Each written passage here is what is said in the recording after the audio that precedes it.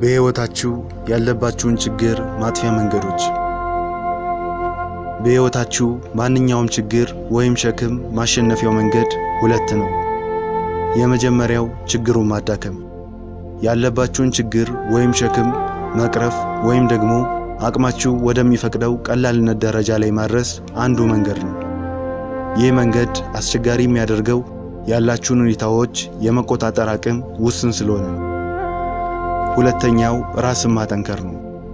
ይህ ሁለተኛው ተመራጩ መንገድ ራሳችሁን ከችግራችሁና ከሸክማችሁ በላይ ለማድረግ በመስራት ጉልበትና አቅምን ማዳበር ነው።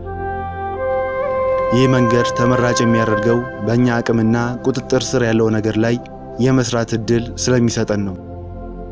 ለምሳሌነት ሁኔታው ከአንድ ሰው አስቸጋሪ ጸባይ ብንመለከት አንዱ ምርጫ ሰውየው ጸባዩን እንዲለውጥ በማድረግ የችግሩን ከባድነት ማብረድ ነው።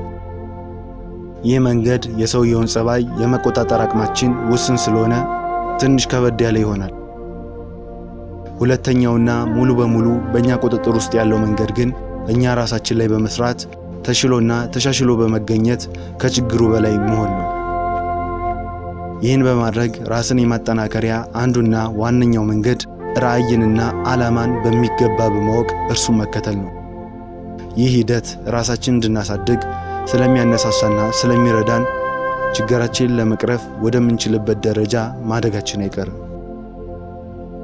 ተማሩ፣ ሰልጥኑ፣ አንብቡ። ይህ ቪዲዮ ከጠቀማችሁ ቻናሉን ሰብስክራይብ እንዲሁም ደግሞ ይህንን ቪዲዮ ላይክ እና ሼር በማድረግ ቻናሉን ሰፖርት አድርጉ። አመሰግናለሁ።